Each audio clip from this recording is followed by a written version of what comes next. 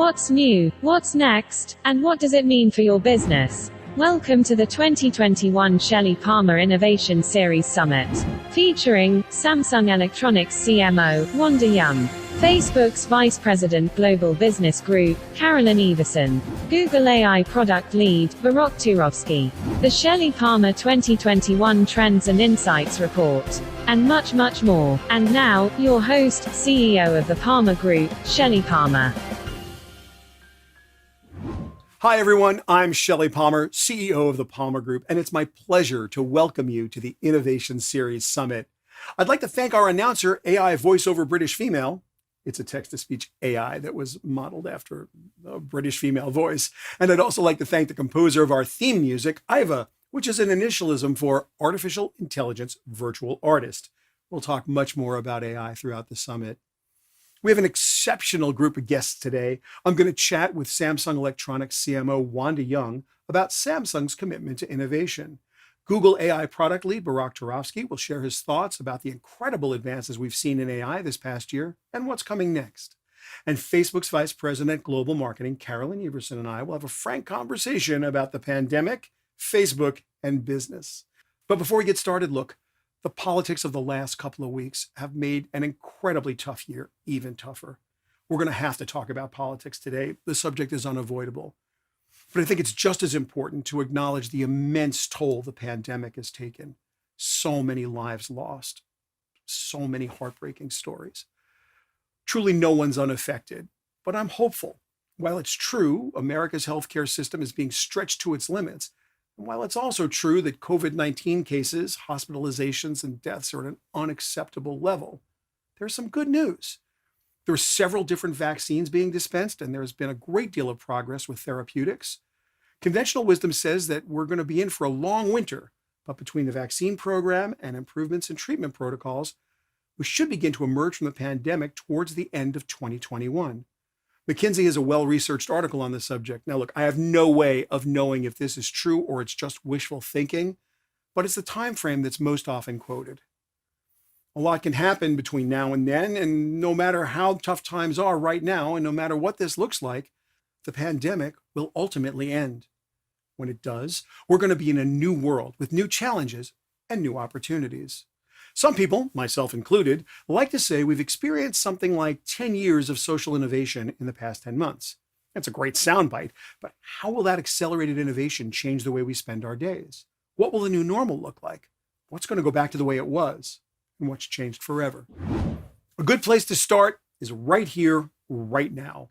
Most every one of you is sitting in front of some version of a TV studio, whether it's your smartphone, your laptop, or something more elaborate. I am too. The 2021 Shelly Palmer Innovation Series Summit is being streamed live from a spare bedroom in my apartment that I converted into a combination home office and 4-camera video studio. Let's do a quick tour. I got a couple different shots set up here. This is my, he's a tech consultant shot. You can notice the dashboards and blinking lights in the background and all the whiz-dings. Just got to spin around here, a quick tap on the foot pedal, and I'm ready for my let's have an interview shot on Zoom or Teams or WebEx or whatever. Camera 3 is an old HD Handycam on a boom arm. That's for product demos. And camera 4 is my smartphone, so I can do some handheld shots. Camera 1, camera 2, the lighting and the audio are all studio quality. And the broadband connection here is the best that Fios has to offer. Is this the future? It certainly is the present. We're streaming this live on YouTube Live, Facebook Live, and LinkedIn Live. Welcome, everybody. Please introduce yourself on chat, tell us where you're watching from, and feel free to ask questions. Also, please chat with each other. That's the coolest part of this whole thing. So again, we're streaming this on YouTube Live, Facebook Live, and LinkedIn Live. And when we're done, it'll be available on demand. The most important thing about this setup and this workflow is that it's not unique. All of you have the power to do this with the kit you have in front of you right now. So let's think about what that means. Will you start hosting your own shows? Some of you already do. Will you start creating and hosting your own seminars and summits? Many of you already do. Video conferencing is here to stay, and it's already having a fairly dramatic impact on business travel, business culture, business decision-making, business development, career development. I'll argue that there is no aspect of our lives that will not be forever changed by the video capabilities we've all been forced to learn during the pandemic. So what does that mean? Are we going to need video rooms in our homes? Will we need to divide our living spaces in new ways? Will you need to video equip your home office? How about a video equipped homeschooling space or a video equipped workout or recreational space? Will the cameras always be on, or will they be voice controlled? Is this just something we need to do for a few more months until life gets back to normal, or at least till it gets back to the new normal? And what will that look like? In our 2020 Trends and Insights report, I wrote about the super aging of America, how some states were already close to having 20% of their population over the age of 65. In just a year, two things have really changed. First, the pandemic has taken so many seniors that government statisticians believe it will reduce the average life expectancy in the United States by 1.13 years. But averages rarely, if ever, tell a meaningful story, and this stat is no exception. There's no such thing as an average COVID victim. Demographically, white Americans will see lifespans reduced by roughly 8 months. Black and Latino populations will see declines of roughly 2 and 3 years, respectively. Among other things, this will impact every investment thesis regarding super-aged audience segments. It's going to change calculations across a wide range of categories, from broadcast television to pharma to CPG to healthcare. And the follow-on stats add even more uncertainty. The 2010s were projected to be the decade of big city growth, but the new U.S. Census Bureau data tells a completely different story.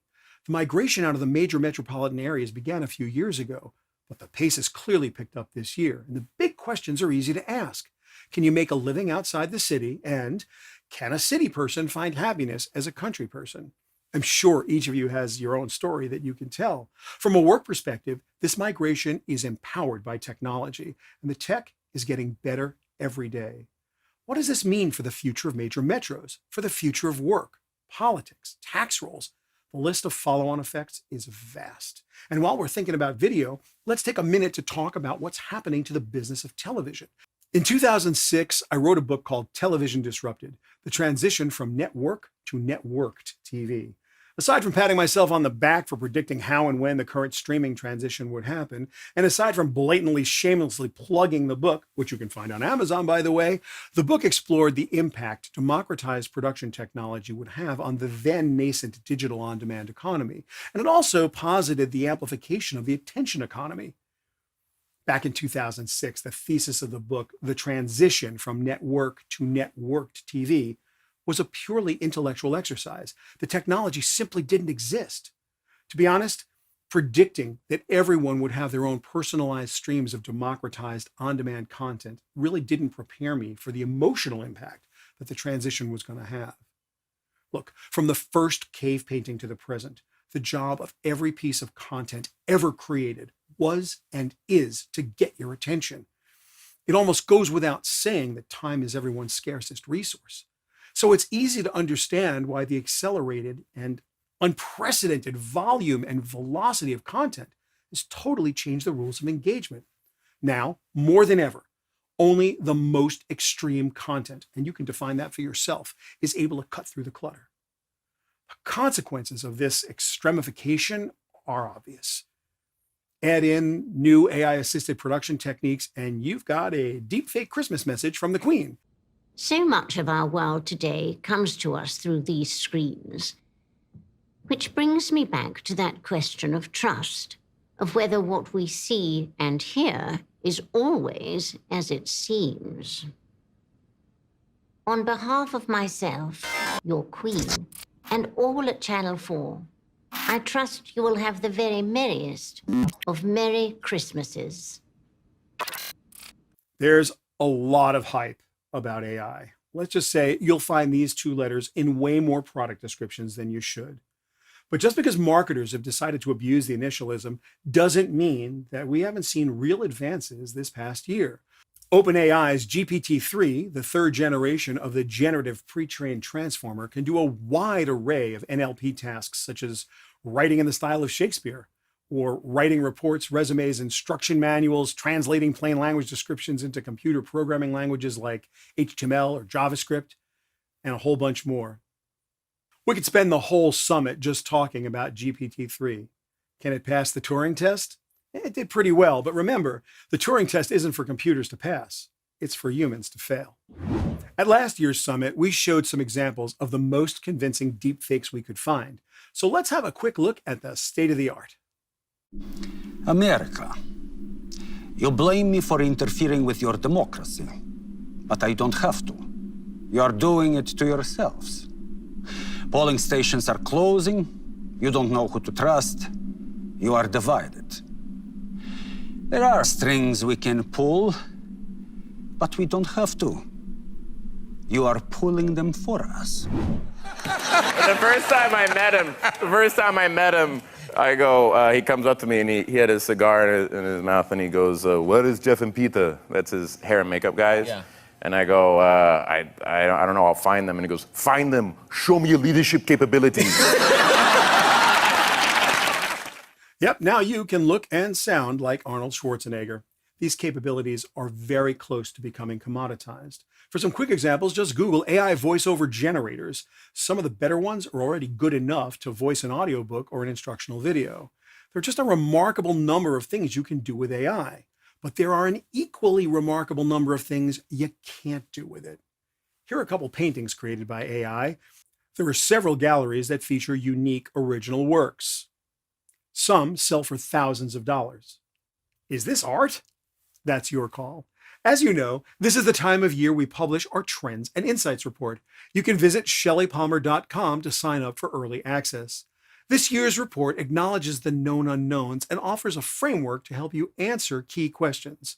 Many trends, like working from home, issues with vaccination distribution and adoption, and government regulation of big tech, are easy to see.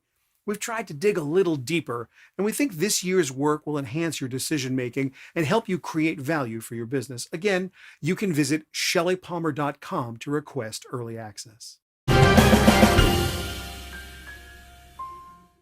With over 20% of the television market and almost 23% of the smartphone market, Samsung is a dominant force in consumer electronics worldwide.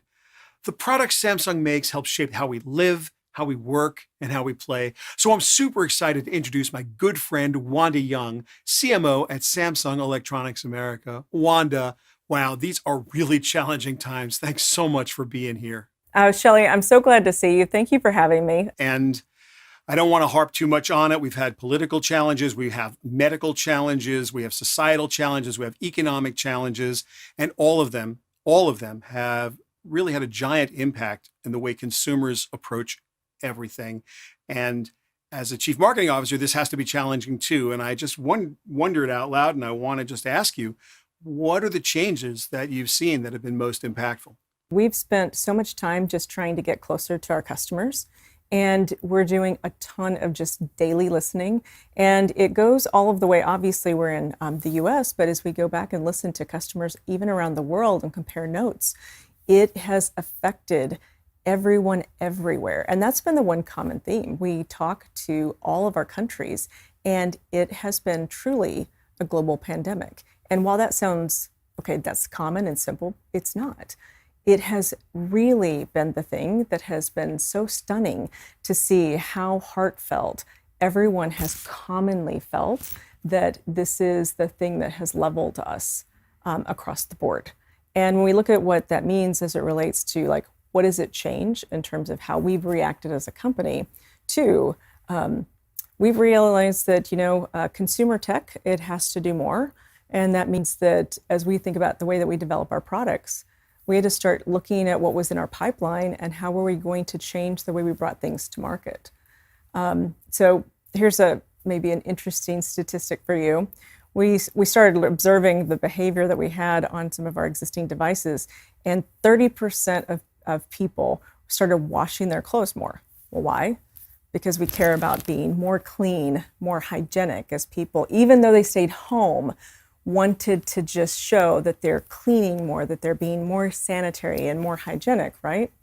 And so one of the things that led to for us is to realize that we should be deploying some of our own AI into how we are using that technology in things like our washing machines. And so part of what we do at CES is we're talking about our AI-powered washing machines to use that intelligence in how we innovate with our own basic home appliances.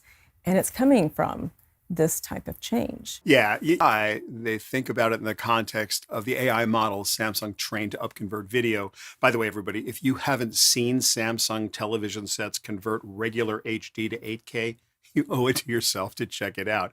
I promise you, it's worth your time. It's a really just a great AI use case. But let's switch gears for a second. Wanda, let's talk about 5G. You know, one of the things that I was talking with you about, I don't know how many months ago, is we were saying, is 5G moving fast enough in this world? And I don't mean the speed of 5G. We were talking about how does it get deployed faster? How do we get access to 5G? And more importantly, who's getting access to 5G?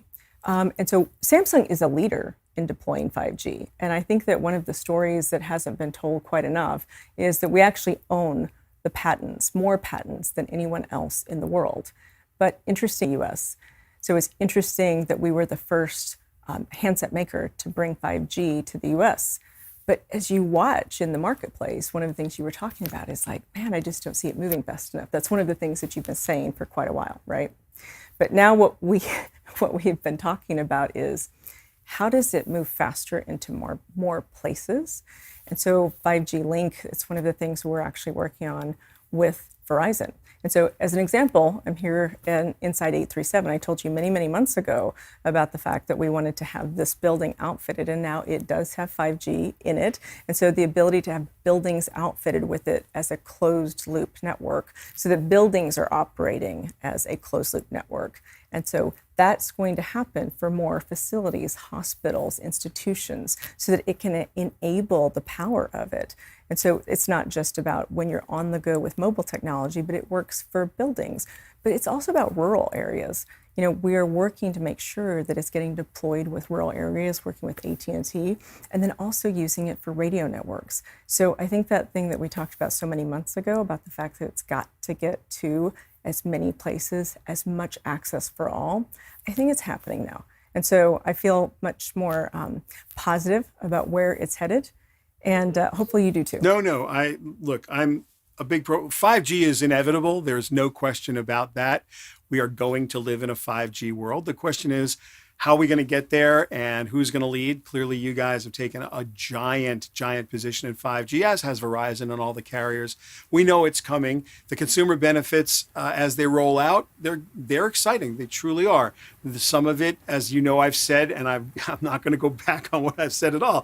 4% marketing hype. There's some good 5G stuff. Look, thinking about the way consumers approach everything. The actual capability of 5G is only good if you've got apps and streaming and content that's coming at you on screens that you care about. Talk to me about that a little bit. This is what was interesting. We keep doing research, as you know. We talk to consumers all the time. We're doing primary research. We do observed research. We look at behavioral data on our devices, the tablets, phones, et cetera. Do you know like 67% of Americans now are doing gaming of all kinds? And so you've got, your hardcore gamer, your casual gamer, et cetera. And so we really had to take another step back and say, we have to do more. And so it's everything from, our hardcore gaming monitors, but even just as you look at like our QLED TVs, we have built a gaming bar now so that when you are on this beautiful, 75-inch device, you're going to lose if you don't have the ability to look around at the corner. And so that's what we've learned from visiting with our gaming influencers. They've taught us these things. And that's one of the observed behaviors. We were already in the space, but through COVID and people spending time at home, you do have to have these escape mentality in order to, this is where the American public has gone. I couldn't believe these numbers as we started looking at it. And then again, it was observed behavior as we looked on what we've seen with all of our devices. And so when we look at how that has changed, it really has been stunning. And even as we talk about the difference between applications like that or streaming, and we look at the other aspect of where this has gone. Fitness was the other place as it relates to apps. And we had, done some there, but really the next place that we knew that we needed to go is to leverage how people could do more. And again, it's back to home, health, fitness, hygiene. And that's why we talked to you about how you could have this trainer and use your big screen TV in order to really get fit. Because why are you not leveraging this device for as many things that you could do for both entertainment as well as to have training and to have on-demand fitness training? So those are the other places where we've taken applications because, again, consumer is showing us this is what they want. They're telling us, and we're listening and observing, and it's all changing the way the technology. So we're trying to make sure that we're listening and observing, and I think that's honestly about this kind of whole concept of just the flexible home, and honestly, the fact that tech has got to follow. Right. I think, look, Wanda, I think everybody's got some anecdotal story about the way they've changed their consumption of media. You go to bed at night, you used to turn on the TV set if you were a certain age, and you'd, watch television in the evening.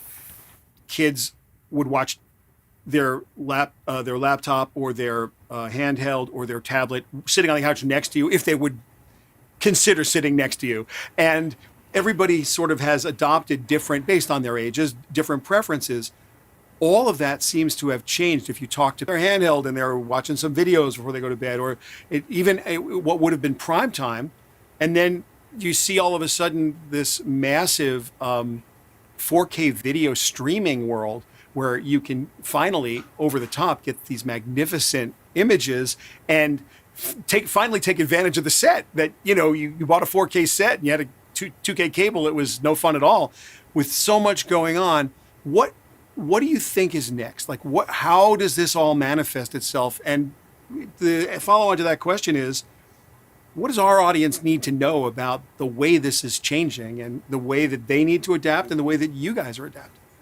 The interesting part about where it's all going is that the flexibility of devices that can actually flip its duality, I think, is one of the key trends. That's what I'm seeing. This concept I just mentioned a little bit ago about how I was in the middle of my workday, but I wanted to be able to shift into news mode, but into gaming mode because I want to do gaming now.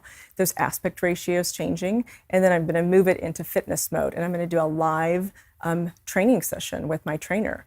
The same thing is happening as it relates to retail. So we've got, I'm in a retail space right now. It's not currently being used because we closed it, but we use it we have live virtual agents. And so we're the first consumer electronics retailer to be using live virtual agents to help you with actually completing your purchase. But we also know with research, consumers still prefer, believe it or not, to go into store and purchase. They still want to pick up the device, and particularly if you're looking at they're still getting to measure. It's got some of our flexible, customizable units where you can actually see the color. They prefer physical retail. That is still what they're telling us with research.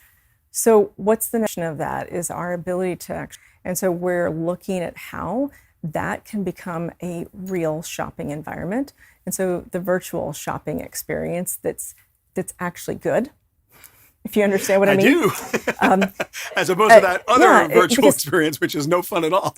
It's just not been good. And so these are the types of experiences that we're exploring because we're trying to, again, meet the customer's needs where they are and what they're asking us for. Because what they've definitely shown us is they have definitely shown us with their clicks that they want the information from us, that they want to buy from us, and the direct-to-consumer ability to do every form of omni-channel with us. And so we've just got to evolve faster in order to get there with them. And so that is definitely what we're trying to do. And I think that opportunity to actually leverage with AI, with virtual experiences is is the real key. Sure. What's new and exciting? What this is CES. This is technically the week that everybody just descends on Las Vegas, and of course we're not. We're doing it virtually. What? Thank God. Thank God I'm not there. Oh my God, I was so happy this time to actually not be flying to Vegas this time. How many years has it been that you've not been in Vegas?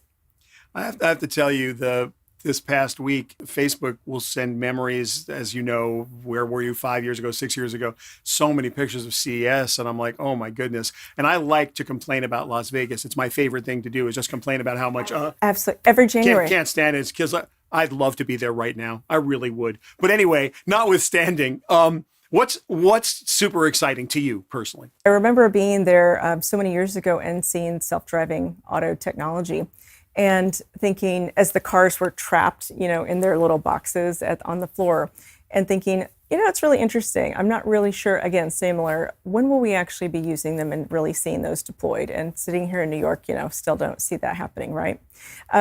Was looking at our little vacuum cleaner here that is on our floor, and we use LiDAR technology, which is the self-driving cars, sure, technology. And as I look at where I think that the convergence of the technology movement is going, of things like LiDAR specifically, those are the places where it's like, where does that get deployed in small spaces? It may seem small to you, but I think that one of the things that we've said for so long is that technology that's helpful, technology that is human, technology that makes a difference in the everyday person's life, it's not the CESs where you go there and it's the untouchable, where it actually makes no difference to anybody and it's so far off that you actually never see it deployed.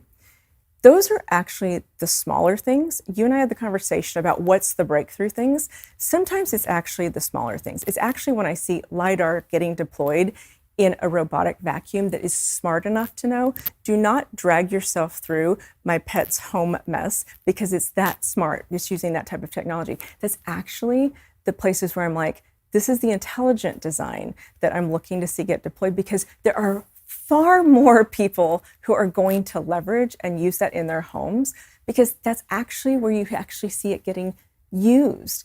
And so you may think it's funny, but I actually agree. I believe those are the places where it actually means it's making a difference in someone's life. Wanda, thanks so very, very much. Wanda Young, CMO, Samsung Electronics Americas. Again, thanks for being so gracious with your time. Thank you for having me. Look forward to seeing you again.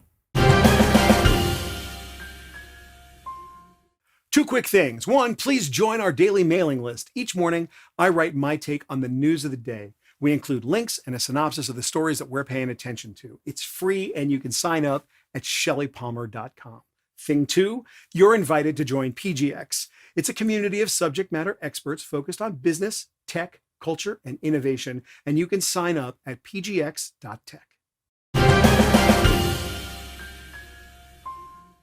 Here's what's going to happen now. You're going to listen to me right up to the point where you agree with me or you don't. Then either you'll find something else to do, or if I have your attention, you'll post a comment that espouses your worldview. This sounds great, except it isn't great. Because whether you agree with me or not, a huge percentage of you won't listen past the point where your personal biases are confirmed. If what I'm saying is inside your comfort zone, you'll stop listening because we see eye to eye. If my words are outside your comfort zone, you're going to stop listening because you don't want to be uncomfortable. It gets worse. The echo chambers created by our confirmation biases are filled with narratives designed to blanket us in the comfort of the information we want to hear. Objective truth is getting harder and harder for humans to uncover. So how will it ever be possible for AI to figure it out? What can we expect from natural language processing? What are the limitations of neural networks? What is the state of the art and where's it going? It's my pleasure to introduce Google AI product lead Barak Turovsky, who's here to help us dig just a little bit deeper into deep learning. Barak, take it away. I'm Barak Turovsky, and I lead the Languages AI product team within Google AI org. I'm very excited to present the latest and greatest developments in Languages AI that will have profound impact on many industries and business cases. First of all, I wanted to kind of explain a bit what Languages AI means. On a high level, it's just much better natural language understanding, what we call NLU. And if you abstract it and oversimplify it, it's mostly consists with two big use cases. The first one is monolingual language understanding, just understanding in one language, let's say English. That means understanding text, understanding speech, in just one language. The second big bucket is translation, which is effectively bilingual language understanding which language A and translating the text or speech to language B. So those are the two big series of use cases related to natural language understanding. Now, why language understanding is so important? Well, in the world of technology, our GOP user manage the world with technology through the power of language. And not surprisingly, language understanding is a critical component of many technology products. For example, Google Search, it's all about language understanding. There is a lot of other Google products like Gmail and YouTube, etc., where language understanding is a critical component because at the end of the day, people seek information or communicate. All this requires language understanding. Now, language understanding might sound very simple because languages, when people learn languages, it comes naturally, so to speak. You start learning a language when you're a child, and it sounds very simple. But when you look at it, and especially when you start to understand how machines who are not humans, how they can understand languages, it's actually extremely complex because our languages are hard. They have rules and exceptions to the exceptions, and rules to the exceptions. And the way we communicate could be ambiguous. For example, a sentence I'm learning Go could have multiple meanings. It could be programming language, or it could be learning a game. It could be various ways to express yourselves. For example, I work for Google has more or less the same meaning as Google employs me. So evolving, for example, this not even very readable slang word in Italian means I like you very much, and this is a real world, TVTTTTB. It also could be very contextual. They were out, for example, could have multiple meanings. So that's just a series of examples to show you that if you look at the blank state, like machines start to learn language, language is extremely complex and hard. Therefore, what languages AI is, on a high level, what it is, it's basically using deep neural networks on huge amounts of training data, and a couple of big use cases or examples of technologies, deep neural network technologies that are used on this front. One is bidirectional encoder representations from transformers. It's a very long name, and we in short call it BERT. That's basically neural network-based technique for natural language understanding pre-training, and I will expand on it because it's becomes one of the critical technologies in monolingual language understanding. And the second one is neural machine translation, or what we call NMT. That's a technique that uses deep neural networks to translate from language A to language B. So let's go a little bit deeper into each one of them. So in terms of monolingual language understanding, only recently, state-of-the-art architecture for languages AI was what was called recurrent neural networks. Recurrent neural networks process words sequentially. This works very well modeling short sequences like sentences, but they struggle with making abstract associations because in many cases, abstract associations requires to understand the context of multiple sentences, paragraphs, or even entire story. Now, in 2017, they leaped forward with our research on transformers, models that can process, or they actually process words in parallel. And 1 year later, in 2018, we used it as a foundation for a technique we called bidirectional encoding representation from transformers, again, BERT. Now, BERT models can consider the full context of a word by looking at the words that come before and after it. Now, BERT models are also pre-trained using plain text from the web and other textual sources. On a high level, we use the same technique we use for search. We crawl the web in finding relevant text, publicly available text, and we use it for training of BERT. To do that, we actually use a process to train it that is a little bit like Mad Libs. For example, what we do is that we hide about 20% of the input words, and we train the model to guess those missing words. So for example, in this example, as you can see, we hid the words like grass and habitats and cold, ground, marble, small. Now, when we train BERT in this way, it can actually predict missing words in text. But this is generally on its own is not that useful. However, what it turns out is that when you train a model in this way on billions and billions of words of text, then this model learns an enormous amount of language understanding and word knowledge. To some extent, in similar way like human process enormous amount of information over the years and start basically forming language understanding and knowledge about the world. And this approach is much more effective at understanding language versus previous recurring neural networks approach, because the model can now learn what we call general concepts and apply them rather than just memorizing facts. Let's try to use an example.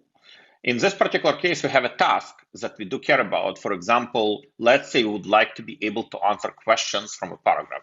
Here is a question, and there is a paragraph that we can kind of extract the question from. So what we do is that we take the question and a paragraph that may contain the answer, and we want to generate the span of text. Like we want to generate specific chunks of text. In this particular case, it could be voles, raccoons, and scans. That's basically the answers to the question. And we look to generate those spans of text. We might have a few 100,000 to 1 million examples that were created by humans that might contain a potential answer or might not contain an answer. And now we can train a neural network to do this. This is the way that question answering system in general have been trained for a number of years.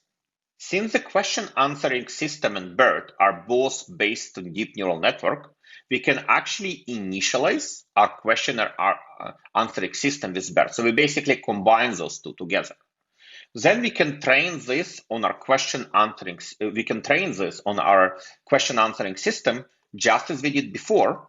But since BERT already has such deep language understanding and word knowledge, we can now answer new questions that we've never seen before, much better than we could previously.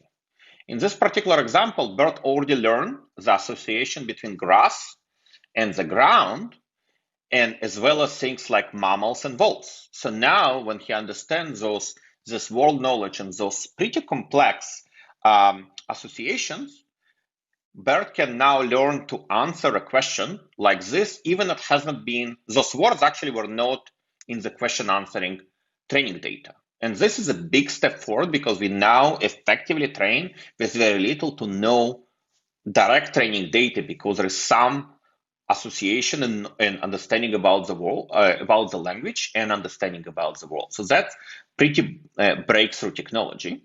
One additional pretty amazing technology in bilingual natural language understanding is obviously neural machine translation.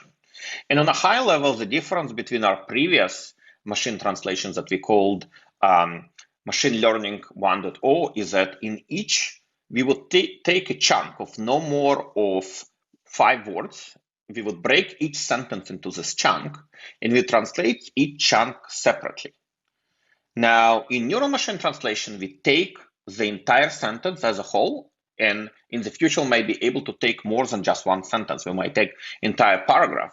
That allows us to better understand the context. It allows us to reorder the sentence in a much better way to be able to create much better translation that also sound much more natural. Okay, let's take a look at a couple of examples of the profound impact that neural networks has on language understanding. So the first example is from Google search, where BERT helps better understand the subtle language. For example, in this query, we have a query, can you get medicine for someone? Pharmacy. So any human would definitely understand that the intent behind this query is whether you can pick up a prescription for someone else. But prior to this change, our language understanding was not the best, and none of the results that we would show were particularly useful. We were just showing general results about how to fill the prescription. Those are not completely directly related to the query, because specifically the ask is how I can fill a prescription for someone else. With BERT, we are able to better understand the meaning of the relationship of for someone in relation to the rest of the sentence. And therefore, we can provide much more relevant result. As you can see on the right, the result is, can a patient have a friend or family member pick up a prescription? Much more useful.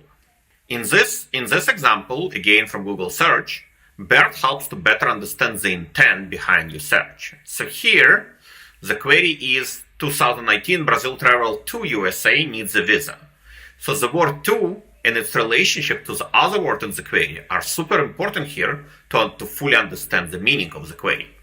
It's about a Brazilian traveling to the US and not the other way around. previously our algorithms would not fully understand the importance of this connection to the query. And we return results about US citizens traveling to Brazil. With BERT, however, we now can, search is able to grasp this nuance and know that the very common word to actually matters a lot here, and therefore Google search can provide a much more relevant result for this query. Again, it sounds very, very non-trivial, even for a first or second grader, but languages are very complex to machines. And this understanding of those nuances is very critical and allow us to create a much, much better search experience. And here, as you can see at the bottom, there is a quote from Pandu Nayak, who is the VP responsible for search ranking for many, many years, more than 15 years. And he specifically said that with BERT, those changes represent the biggest leap forward in the past 5 years and one of the biggest leaps forward in the history of search. This just shows you the profound impact that we can do to create a much better search experience. Let's go to next example. This is a bilingual example related to neural machine translation. As you can see here, it shows the quality of translations across multiple languages in a previous system called phrase-based, because we, as I mentioned, we were breaking the sentence, artificially breaking the sentence into chunks, versus neural. As you can see, a lot of languages before were not very usable, and now they're jumping to good or higher, or they were good and now we're jumping, the quality is going to excellent. So in this particular case, you can see some of the languages are very excited, as for example, Indian languages like Marathi, the third from the left. It was barely usable and now it's jumped to be very, very good. Obviously, a lot of languages like European languages or Arabic languages, we had a significant jump. Look at Russian, that was good and now it's excellent. Look at languages like Indonesian and others. So we are very excited about that. Was the biggest, a single launch of neural machine translation resulted in biggest jump in translation quality in the last 10 years combined. So I'm very excited about it. One additional thing to mention is that it's not only improving the quality of translation, but it also helps the translation to be much more natural, sound like much more like a human, not like a machine. In this particular example from German, as you can see, that in the old system, phrase-based, the phrase was translated as "no problem can be solved from the same consciousness that they have arisen." This sentence, even though it might be translated correctly, but it takes a lot of mental load for people to actually understand what it means, because it's not a proper, grammatically proper English. And as you can see in neural machine translation, the translation is much, much better and much more natural. Problems can never be solved with the same way of thinking that caused them. Okay, now let's talk about what's next for languages AI. One of the most exciting developments that before, both BERT for monolingual and neural machine translation would use huge amounts of data, and now we're getting to a point that we're using humongous amounts of data, humongous AI models. So as an example, in translation, we have a new system that we recently published called Massively Multilingual Massive Machine Translation. It's a very long, fancy name. Called, in short, we call it M4.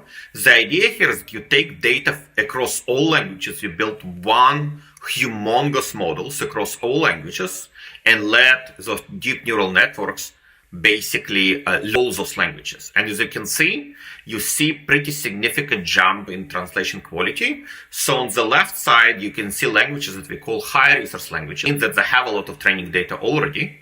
And on the right side, you see the low resource languages that we don't have a lot of data.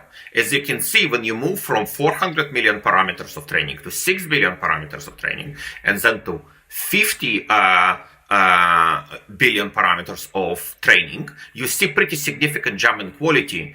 There is a huge jump in high resource languages, meaning so we are improving significantly in low resource languages, and particularly in languages that we have not yet launched because the quality was not there.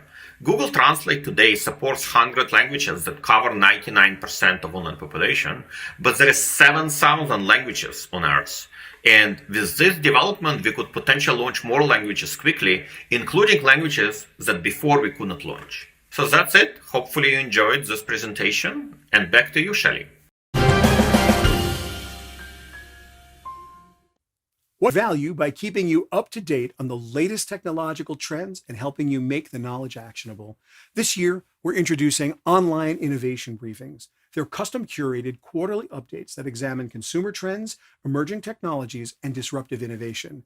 Each 2-hour session includes a keynote address, guest speakers, and a facilitated workshop designed to explore potential business implications, score urgency, and define action items. Feel free to reach out because we'd love to talk to you about how we can help you create value and drive growth.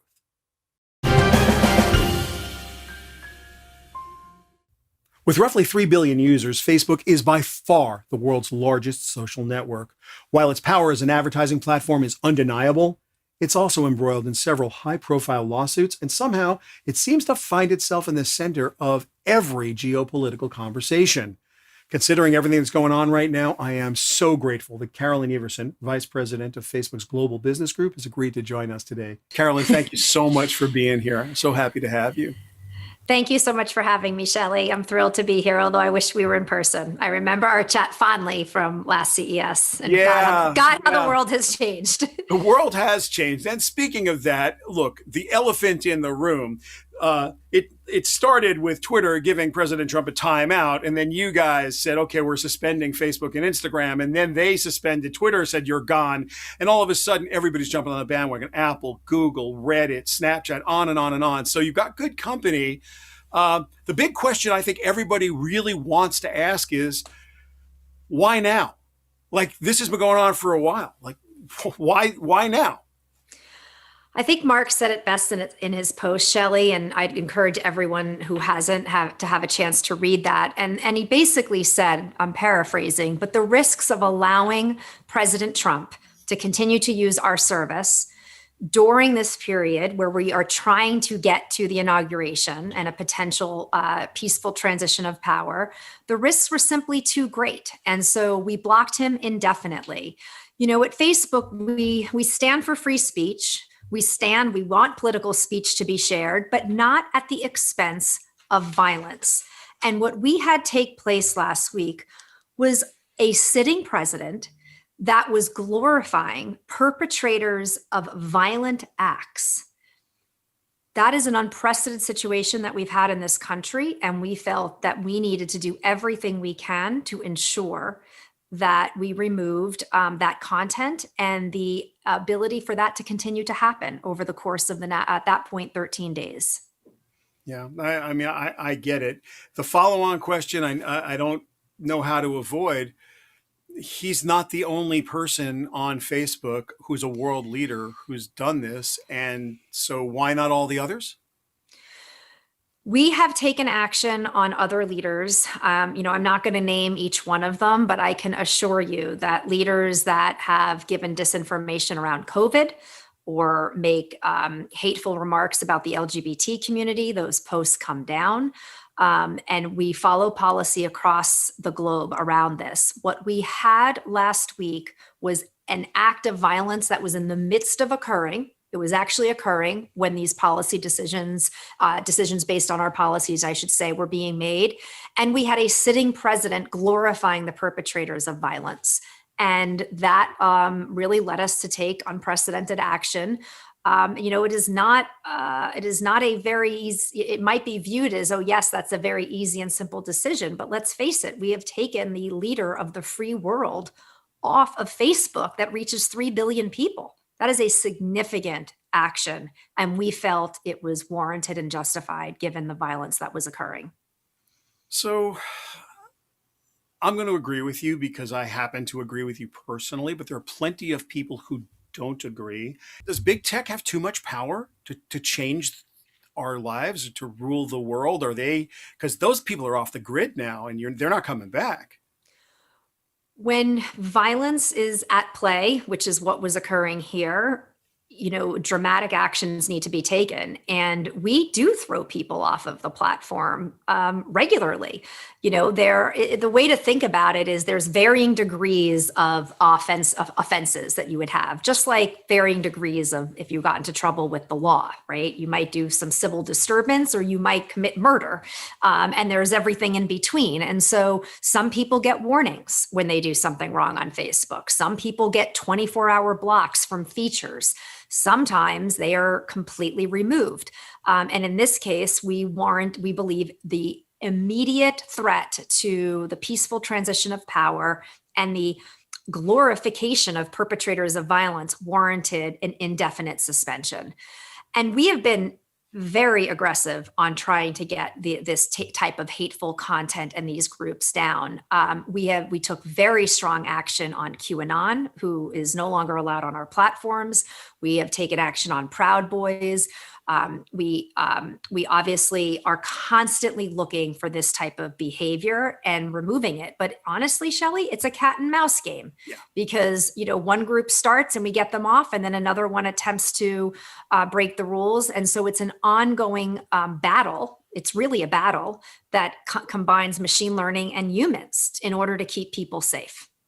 So it's interesting. We had Barak Turovsky from Google talk to us about the complexity of language across the world and how hard it is to do monolingual AI understanding and then bilingual translations and how difficult context is for AI. So it's hard to imagine that this is even a surmountable problem if Google can't solve it, and they want to. They're financially motivated. I think the stat is that 20% of the people on planet Earth speak English, but 50% of the internet is in English. So if they could work that out, they'd be making money hand over fist. They're trying to work it out and they're having trouble with it. So how is Facebook, which has a fraction of the words to translate that Google does, how are you guys going to be able to approach this? So we have now, given the last few years, we have ramped up our machine learning and our language capabilities quite substantially. We operate in dozens of languages. We have reviewers now based all around the globe. So they're not just in specific geographies. And the machines learn. They learn from taking actions. That's why policy decisions are so significant because a group of humans sitting in California or London or Sao Paulo or Singapore can make a policy decision, but then can people actually implement it at scale and at the pace at which content gets put up, right? Humans have to translate that policy. The machines have to understand that policy. And so this is going to be a forever war. I would describe this as a policy implementation war that tech is going to be in to ensure that people are as safe as possible and violence is really, as best as it can be, removed immediately from the platform. Yeah, look, the volume and velocity of posts has just increased. It will always increase. Correct. I wish this was the only problem we had to talk about today, Carolyn. We could spend hours talking about this, yes. And I'd like to. But the pandemic is raging. More people passed away in the United States today than practically any other day. We're seeing case volumes at hospitals are pressed to their limits. And I said at the beginning of this hour that, we're going to get through it. But the next 8 to 10, 12 months, no matter how good we do, are going to be brutal.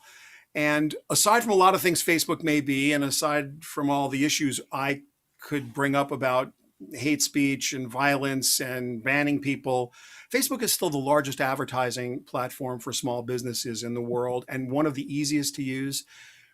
If there was ever a time, and you guys are featured partners, and full disclosure, I don't want to make this a commercial for you guys, but there's no way around this. Facebook is a method that a small business owner, a medium-sized business owner, a big business owner can use to drive volume, drive velocity of their sales, and create value. And it would be wrong not to bring that up and to talk a little bit about, or to ask you actually, are you guys doing anything different right now that would help us through the pandemic? Because every small business in America is under stress they haven't been under ever. First of all, I couldn't agree more. And I also think your statement that the next 8 to 12 months are going to be fairly brutal. I think we all anxiously awaited that turn of December 31st at midnight. And the reality is things are not going to look better in the short term for people that are being faced with the pandemic and the other challenges that we have. So let me first talk a little bit about our approach to the pandemic, and then I'll weave into what I think businesses and the support we're offering businesses. So just to set the stage, believe it or not, COVID was declared a public health emergency last January. So we're approaching the year anniversary of that. And Mark held a meeting with his senior leadership, and he asked a really important question, which I think is a question every business leader should ask, during crises.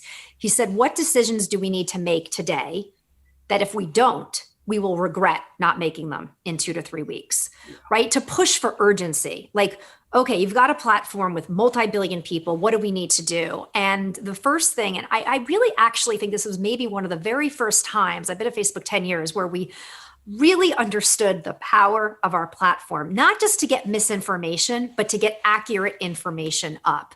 And we built the COVID-19 Information Center. We've had over 2 billion people go to that center. We're actively removing false claims about the vaccines that are debunked by public health experts. We've given the WHO, UNICEF, the CDC unlimited ads to make sure that they can get their messaging out. So this is a full-on, I would say full-on effort to ensure that we can help people through this awful pandemic.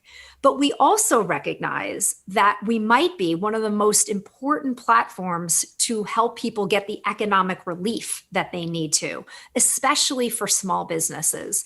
And so one of the things that during that meeting with Mark, that infamous meeting in early 2020, was the realization that businesses were going to get shut down from a brick and mortar standpoint. You and I were not going to walk into our local businesses and be able to buy things the way we were. Like, that was pretty clear based on what was happening in China. And so he asked us to accelerate our efforts to really allow any type of business to become e-commerce enabled. And so Facebook Shops launched. So that was one initiative. And we're just going to continue to improve upon that. It was, we rushed that out very quickly in 2020. Many brick and mortar businesses that we never imagined could suddenly be e-commerce enabled. I'm sure you have some in your local neighborhood where you were not ordering online from those businesses before. You weren't taking out. It was a physical experience, and suddenly they became digital. So that's one area. We've spent hundreds of millions of dollars for training and grants, particularly grants for minority-owned businesses, women-owned businesses, and then we did another $100 million for Black-owned businesses, which are getting disproportionately really hurt. And then what we're trying to do is market and think about how do we package some of the great stories. And so I was really proud of the effort, right? Instead of having Black Friday, the way we've had Black Friday for, I don't know the history of it, but for many decades, we launched Buy Black Friday, BUY. And the idea was to try to highlight as many Black-owned businesses as possible on our platform and really encourage people to buy from those businesses. So what we've learned is that whatever analysts, and you certainly talk to probably way more than I do, but everyone's talking about we've accelerated or compressed, I should say, 10 years of e-commerce growth into just a few months. And 77% of global CEOs say they've accelerated their digital transformation plans. So the world, we knew this was going to go on for the next 5 to 10 years, and now people are being forced to do so. If you're a small business watching this, a few things. A, we have a lot of free tools. 200 million businesses use our tools for free. Of the 200 million, 10 million actually buy ads. So 190 million don't buy ads. They just utilize our tools. So we have free and paid tools, or 5 million or anything in between. It just depends on your business and size and the needs that you have. And what we do when you go into our ads manager system is we just ask you a really important question. What are you trying to do? Are you trying to reach new customers? Are you trying to make existing customers aware of a new product or promotion or service? In the case of small businesses, are you a restaurant where you had an email list and a dedicated list of customers, and now you just want to let them know that you're going to have takeout or online ordering available? Do you want to drive sales? What do you want to do? Our system asks you that. It's the objective. From there, it's about building great creative, and thanks to the amazing phones we all have in our pocket, You can build great creative on your phone and great video that's enticing. And then you've just got to think about reducing friction. How do I quickly get the customer to do what I need them to do without sending them through long forms to fill out and multiple clicks of website pages? How do I reduce friction? And that's really been the recipe. And so we really believe that our role is to help dramatically increase the economic recovery of small businesses and communities. And our teams are incredibly focused on that. In one way, it's self-serving for Facebook because obviously it drives some commerce for you guys, but it's so important for every business owner right now. Digital transformation is kind of misnamed, right? It's a catch-all phrase for everything. We're digitally transforming. But as you so well articulated, and as I think a lot of people who are here today know, if you weren't on your way towards really reducing friction, using data to drive sales, understanding your customers, being able to put your message in front of the right person, right place, right time. If you weren't on that path before this started, catching up. And supply chain's been problematic too for a lot of organizations because there's been a little supply shock. That seems, at least for the moment, to have eased up a bit. So now it's right back to trying to drive volume and velocity at retail. What would you suggest to a small business who just now is finding themselves in a place where they don't know where to go but we're in a world where they have to be digital? What would the first steps be? So there were 2 restaurants in my hometown of Montclair that were faced with this scenario last year. And I worked with both of them. You know, we get Facebook credits as Facebook employees. And so we're allowed, and frankly, not even just allowed, we're encouraged to make sure that we are helping small businesses or nonprofits with their campaigns. And so in the first example, it's an Italian restaurant named De Novo. They had a website, but of course their business turned upside down because their business was about you going to the restaurant and having that experience. And they wanted to drive awareness around their contactless curbside pickup and delivery. And so with a budget of about a little less than $100, we said, okay, they just want to tell people that this is available, right? We're open for business. You can come and get your delivery, contactless curbside pickup. They reached over 90,000, close to 90,000 people within a 5-mile radius of the restaurant. They gave customers the option to view the menu, get directions, and click to call to actually place an order. And so those were some very basic steps where the business did have a website. So I guess if you're a business that doesn't even have a website, but you have a Facebook presence, the first thing I would say is just think about what is the most important objective. Ads Manager will walk you through it. And if you say your number one objective is, look, I just need to get more customers, so reach. Then it'll ask you the geography within what radius, right? It'll ask you through interest, and the Ads Manager will walk you through. And again, you know, we have 10 million advertisers, 190 million just use our free tools, as I mentioned, but you can really leverage Facebook advertising for very little money. And the system is set up to give you the best result for the least amount of budget. It's the most opposite thing that most media companies I've ever worked on. Most media companies are all about how much revenue can we get? Sure. We're the opposite, which is we want to take as little of your money because yes, if we deliver results, we know people are going to come back and use it. Carolyn, before I let you go, Facebook is in the center of every geopolitical conversation, every single one. And this is a time where I don't think I know what Facebook thinks about what we think about Facebook. And what I mean by that is there's calls every day to regulate it. Mark is saying, go ahead and regulate us. Yes. But there are calls to regulate social media every day.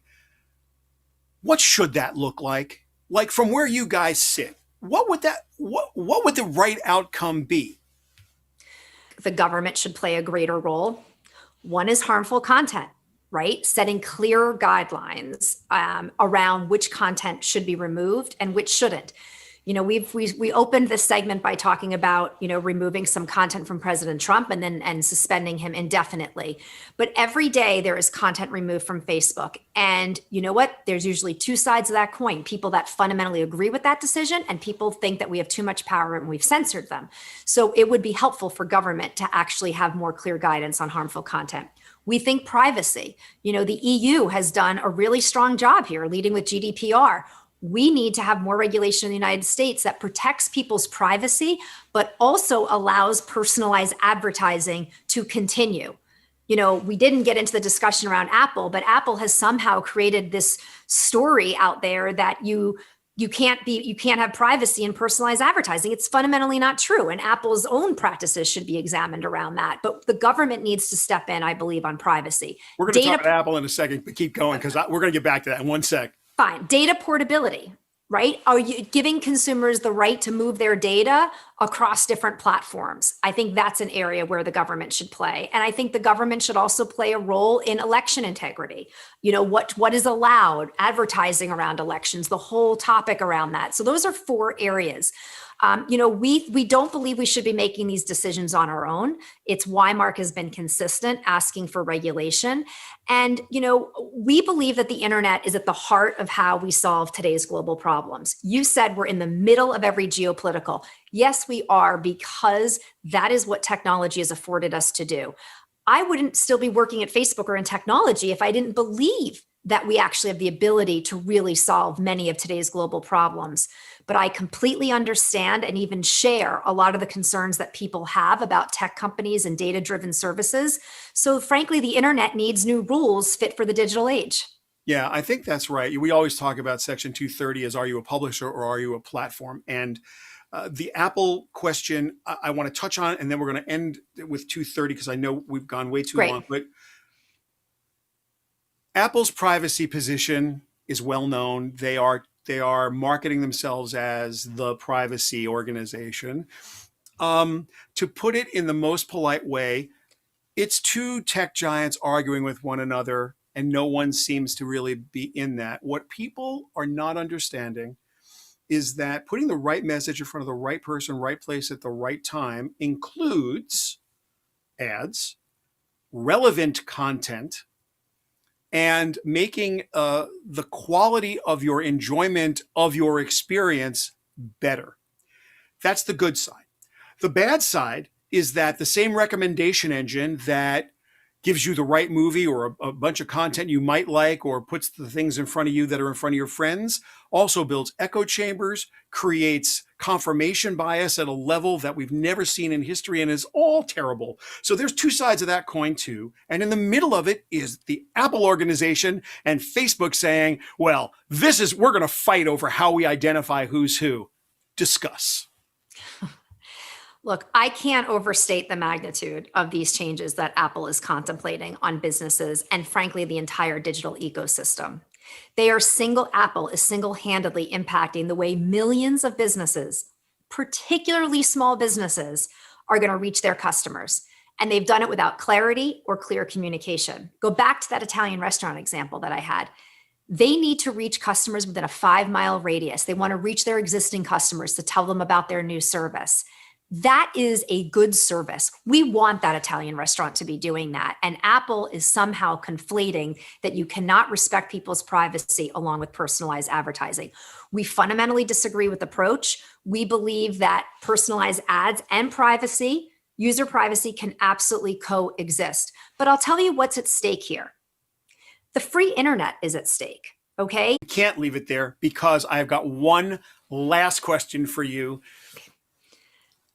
The 26 words that enable the internet are the salient passage in Section 230.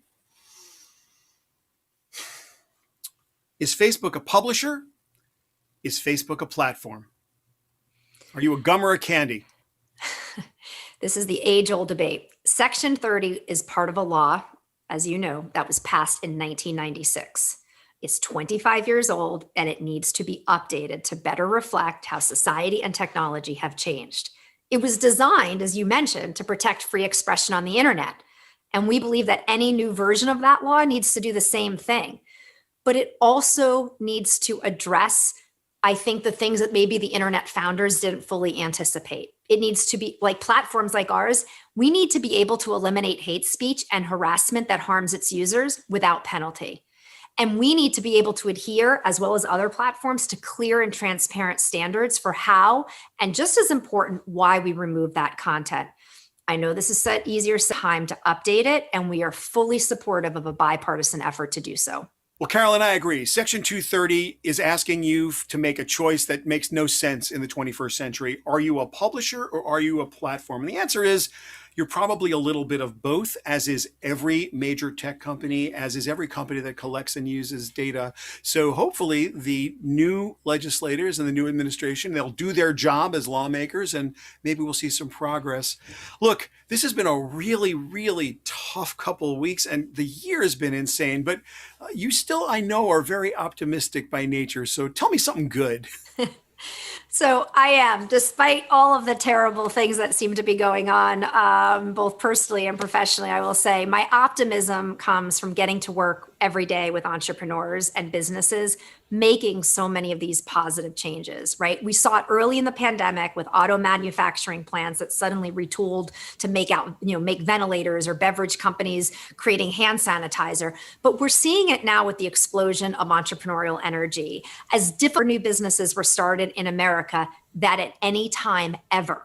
Wow. So there is a tremendous amount of reinvention going on here. And I know it feels like a slog, and it does. And if you're in the middle of it and you're trying to keep on your own business, you probably wonder day by day, are you going to make it? But if you look throughout history, and history is always the most important teacher, I believe, this tends to be the moment when things are really, really difficult that entire new industries and businesses are born. Disney was born during the Depression. GE, GM, and HP were born during deep recessions. And so I want people to leave this with optimism that if you've just invented your business, or if you're reinventing your business and you need help, you can find customers, you can get your business back on track. And there have been many moments where I've talked to small businesses and they thought it was over. And then they start to think about, what does that reinvention look like? And I think everyone has it in them. So I want to leave people with some optimism that this might be the time where you could create the best business you never even thought you were even capable of doing. Carolyn Everson, Vice President of the Global Business Group at Facebook. I cannot thank you enough for spending time with us today. Thank the you, best, Shelly. All righty, okay. We'll talk soon. All right, take care. Bye-bye. I'd like to thank our featured partners, Samsung, Facebook, and Google, for their support, and my personal thanks to the teams at Samsung, Facebook, and Google who worked behind the scenes to make this event possible. And I also want to thank you so very, very much for spending time with us today. For all of us at the Palmer Group, I'm Shelly Palmer. Stay safe.